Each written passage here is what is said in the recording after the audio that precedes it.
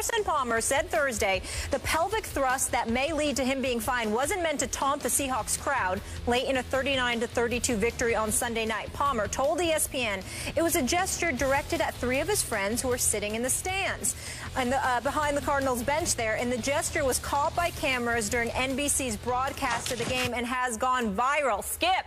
Yes. Sounds funny saying this, but should Palmer be fined for the pelvic thrust?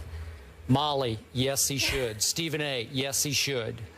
I know it seemed a little out of character for the Carson Palmer we know, at least from a distance, his public persona. And I understand that he said he was directing it at his three buddies in whatever, the fourth or fifth row. But it came across as being directed late in a big win at Seattle, at the 12th man, as they call Seattle's crowd.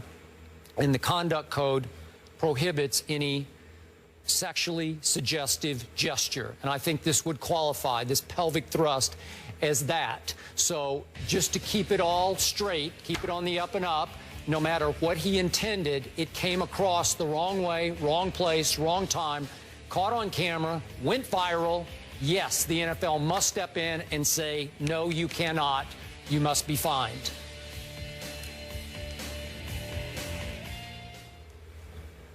Are you serious? Yeah. Extremely. You're serious? Yeah, I'm just going off the conduct code here. I completely and utterly disagree with you. Skip, I think that modifications in rules and regulations, everything doesn't have to be hard and fast. You warn him, you make sure it doesn't happen again, because that's how it can come across according to our rules. This man has no history of doing something like that. I mean, if three of his friends were in the stands and that's who he was talking to, you know, it's his fault that the cameras decided to follow him to the sidelines while he was talking to his friends or communicating with his friends. I'm just like, I mean, how many things can we come up with to take money out of dudes' pockets? I mean, come on now. I'm not saying that, you know, I understand your point about it's the rule according to the letter of the law, but sometimes the letter of the law just ain't right. Just ain't right. And I think this is one of those situations. I mean, look, Carson Palmer, look, man, don't let that happen again, okay? Because this is how it looked. May not, we buy your explanation. It's not intentional. But, I mean, my God, it's national news because a pelvic thrust, because he was talking to his boys, verge of beating Seattle after dropping 39 points against the Legion of Boom, and nobody can understand that? I mean, you got a point. You got me. Please don't get me wrong. I don't want to look at you like you're totally ridiculous, because you do have the rule supporting you. So I get that. But I'm like, my goodness, man, can for once we just sit there and say, okay, could you make sure you don't do that again? There's a hard rule about communicating with the media and all of this other stuff. Marshawn Lynch gets fined $75,000. Then they turn around and they say, okay, we're going to rescind the fine. Just don't do what you did before again. Don't do that. All right? So how come the same can't happen for Carson Palmer? Okay, I know what you're saying, but I'm surprised you're saying it, because you're the guy who always comes right back at me. These quarterbacks get away with everything. They give them all a pass.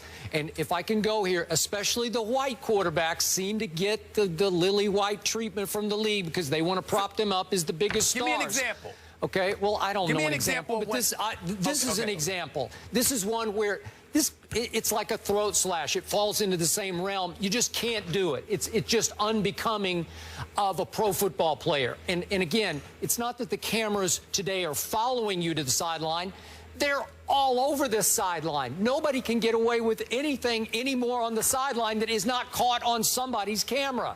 I'm sorry. Any little thing Greg Hardy has done on the sideline, it's just like, it's viral like that. So I'm sorry, he did it, and again, it still comes across to me. I don't know if he's telling the truth about three buddies. Those are three pretty good tickets if you got them right behind the bench at Seattle. He said their names. I know he said their names. They were kind of silly names. He can pull it out. I know. He can get it.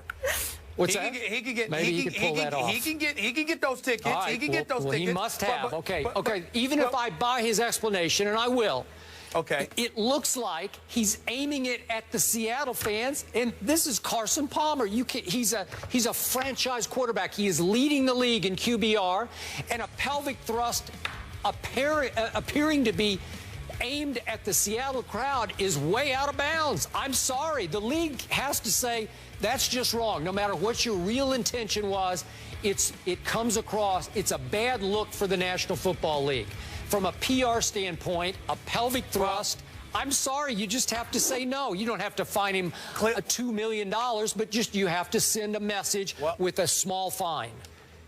Well, Skip Bayless, I would tell you, first of all, that it ain't that bad. If it's that bad of a look for the NFL, clearly the producers of First Take don't care because they've shown it about 15 times over the last 3 minutes. Yeah, okay. That's That's number one. That's number one. Yeah. Number two, Skip Bayless, I would say this to you. When I go, you are right that I talk about the quarterbacks getting away with everything, but I was alluding to defenders coming after them. You can't hit them too high. You can't hit them too low. You can't. That's what I was talking to. I certainly wasn't talking about gestures. And then when I think about it again, Skip, you're right in terms of the letter of the law. All I'm saying is modifications have been made for people who have been far more egregious, although they didn't follow the letter of the law, and the law was on the NFL side, and the NFL still made modifications. So how come that can't be the case for Carson Palmer in this equation? Again, I recognize the fact that it was a pelvic thrust. It's undeniable. I'm not trying to say that it wasn't, that he didn't do it. What I'm saying, it's a complete aberration and deviation from what his behavior is normally. Okay. And when you take that into account, combined with the fact that his friends were in the stands, combined with the fact that the NFL has let other people off when letters to the law have been disavowed, I think you can make an exception in this case. That's what I'm saying. Okay, so if I flip it around and I ask you, what if Marshawn Lynch, I'm just pulling a name out of the hat, had been at Arizona and had given a pelvic thrust at the end of a big win by Seattle at Arizona to apparently to the fans, but he said, no, I had 3 of my boys in the stands. What would the NFL do then? Would they come down harder on Marshawn?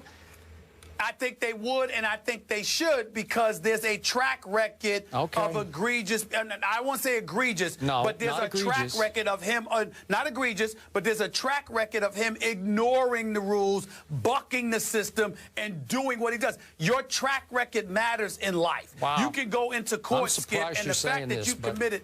Okay, I understand, but what I'm saying is I'm being fair, I'm being consistent with what I'm saying. All right. I'm saying that if you are a repeat offender of violations, that's entirely different than somebody who's a first-time offender in any walk of life. It does matter. It does matter. That's what I'm saying. The fine would be minimal by NFL standards. Yes. I want to make that clear, not for the rest of us. It could be over 11,000 for unsportsmanlike conduct and or 8,000 plus for taunting. There we go. Let's talk about the game on the field. Okay, guys, the Bengals fell from the ranks of the unbeaten on Monday night, and things don't get any easier this weekend when, of course, they face the Cardinals.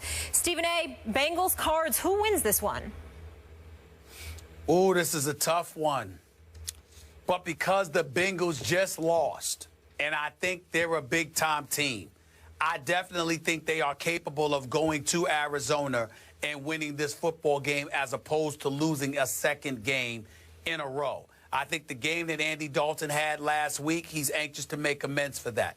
I think their defense can do some things. I think their defense can rival that of Arizona's. I also think that their offense with A.J. Green, with Sanu, with Giovanni Bernard and Jeremy Hill and those boys, they can get some things done. And I think had they won last week and they were coming to Arizona undefeated, I would think differently, Skip. But because they're coming to Arizona fresh off of a loss that should not have occurred to the Houston Texans, combined with the fact that there's still some trepidation about the legitimacy of the Arizona Cardinals, according to you, I think this is the kind of game where Arizona, fresh off a Monday night game against Seattle, where everybody was hyped about it. You remember how often you allude to emotions running high, and then you go down after that, having to lift yourself back up. I think those things in a game like this ultimately works against Arizona. I think they lose this game. Obviously, the caveat is that Carson Palmer is going against his former team. Yep. But remember, he wanted out of there. He did. It's not like they exiled him. He wanted out of there. Yeah. So if anybody's motivated, it's the Cincinnati Bengals to go against Carson Palmer I agree to with remind that. him of what he walked away from. Yeah. He didn't just walk away. He sort of acted his way out, you know, like he just wouldn't play. That's right. So I'm not sure you're getting revenge for what. I think they owe you some payback. I think it's the Bengals. It's the other way around. I agree. I'm saying it's the Bengals that's going to win. All right, so you have shocked me again with your statement here, because I fully expected, especially off our discussion yesterday when you defended Arizona, when I was saying they're overrated if you're calling them the best team in the NFC right now, because I'm not sure. Right. Well, now I'm with you in your shocking prediction. I'm going to go visiting team, because the visiting team, the Bengals, have won all 4 of their road games. And Andy Dalton, God bless him, this is a shocking number. Through his first 5 years, he's tied for the most road wins ever by a starting quarterback for his first 5 years. Wow. 23. And if he wins this game, he'll have the record. Well, that's unbelievable to me. So I'm with you. This team will be good enough and mad enough to get a little revenge here. I'm going to go 24-21 Cincinnati over an Arizona team I respect, but I'm not completely sold on just yet. I'm going to go 30-27 Cincinnati. Okay.